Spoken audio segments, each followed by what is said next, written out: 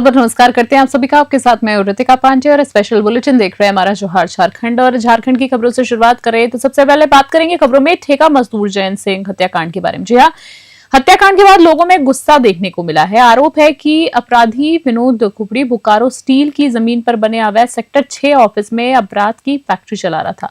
नागरिकों ने इस ऑफिस को ध्वस्त करने की मांग करते हुए नया मोड़ सड़क पर जाम कर दिया है। बता दें आपको, जाम कर रहे लोगों ने कहा है कि जब तक सेक्टर 6 स्थित ऑफिस नहीं तोड़ा जाता है वे जयंत का शव जो है परिवार को सौंपने से इनकार करेंगे।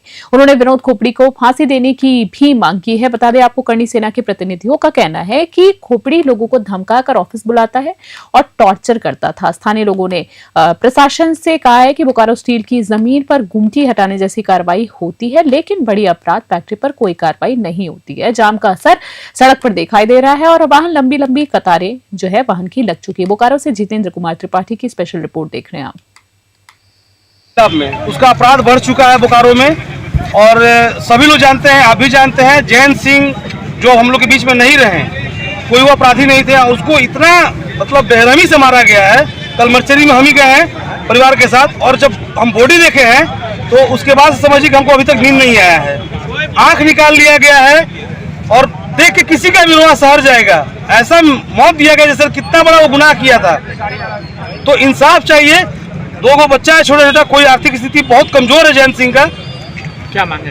मांगे कि उनके परिवार को आर्थिक सहयोग करे। पहले बात तो जो उनकी बीवी है, बच्चे हैं, वो अपना जीवन गुजर कर सके अच्छे से।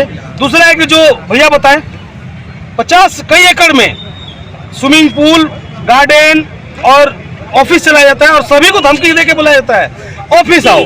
अगर आपको नहीं जाने पे ऑफिस उठा के लाया जाता है। तो ये उसके अपराध से पूरे बोकारो को मुक्त कराना हम सभी का दायित्व बनता है। आप पत्रकार का भी दायित्व बनता है और प्रशासन का भी बनता है। प्रशासन अच्छा काम कर रही है।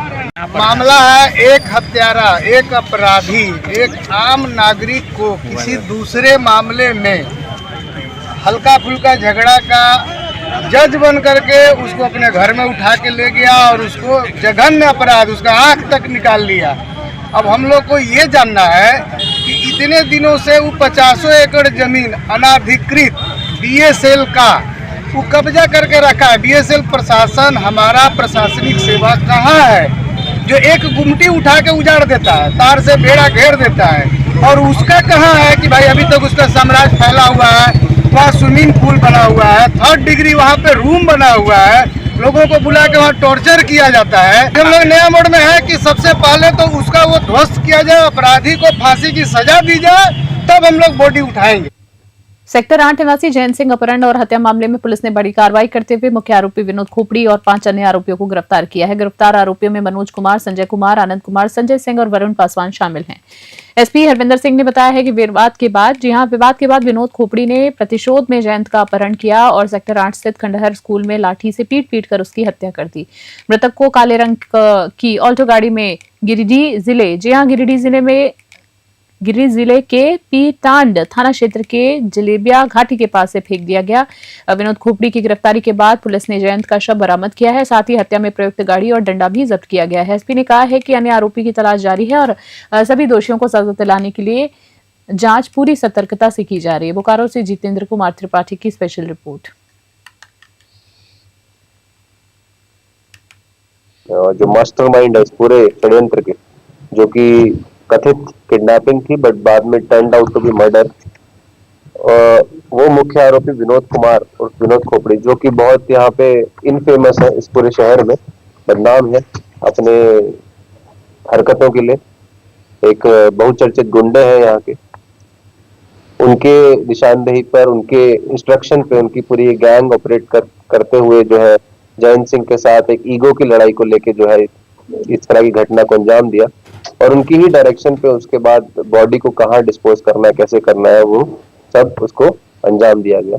और उसके बाद जब उनकी गिरफ्तारी हुई तो उनकी गिरफ्तारी के बाद उन्हीं विनोद कुमार और विनोद खोपड़ी की निशानदेही पर, उसी जहाँ पर आपको जैसे जान रहे हैं गिरिडीह के पास एक जगह है पीटांड में, वहां से जो है वो शव को बरामद किया गया है। स्टील सिटी के सेक्टर 12 स्थित पुलिस लाइन मैदान में मंगलवार को झारखंड ग्रामीण पुलिस के नव प्रशिक्षित चौकीदारों का पासिंग परेड समारोह गरिमामय वातावरण में संपन्न हुआ। इस अवसर पर उपायुक्त अजय नाथ झा मुख्य अतिथि तथा पुलिस अधीक्षक हरविंदर सिंह विशिष्ट अतिथि के रूप में उपस्थित रहे हैं। समारोह के दौरान कुल 101 प्रशिक्षकों ने सटीक, अनुशासित और समन्वित परेड का उत्कृष्ट प्रदर्शन किया, जिसे उनके कठोर प्रशिक्षण और प्रतिबद्धता की झलक देखने को मिली है। उपायुक्त अजय नाथ झा ने अपने संबोधन में कहा है कि चौकीदार केवल वर्दीधारी कर्मी नहीं है, बल्कि समाज की सुरक्षा, विश्वास की पहली कड़ी होते हैं। नागरिकों की निश्चितता के लिए उनका सतर्क, ईमानदार रहना, संवेदनशील होना अत्यंत आवश्यक है। वो होते भी हैं। पुलिस अधीक्षक हरविंदर सिंह ने कहा है कि ग्रामीण क्षेत्रों में चौकीदार सूचना संकलन, सत्यापन, पुलिस प्रशासन और आमजन के बीच समन्वय में अहम भूमिका निभाते हैं। कार्यक्रम के अंत में प्रशिक्षकों को प्रमाण पत्र वितरित किए गए हैं और सभी नव प्रशिक्षित चौकीदारों का उज्जवल भविष्य की शुभकामनाएं दी गई हैं। बोकारो से जितेंद्र कुमार त्रिपाठी की स्पेशल रिपोर्ट। आज ग्रामीण पुलिस का पारण परेड था और बहुत ही भव्य आयोजन थे और ये पूरी ट्रेनिंग जो बोकारो पुलिस के एसपी के नेतृत्व में जो कराया गया है, ट्रेनिंग बहुत ही बढ़िया रहा और बहुत ही प्रभावशाली है।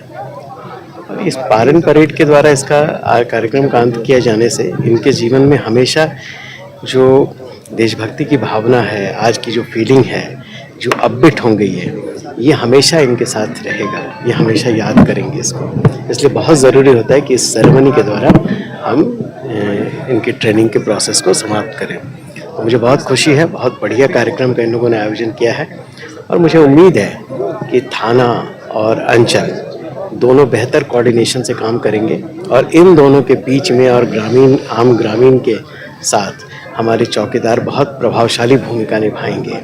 बहुत इम्पोर्टेंट इनकी भूमिका है, जो हम लोगों ने अपने संबोधन में भी इनको उद्बोधित किया, बताया है।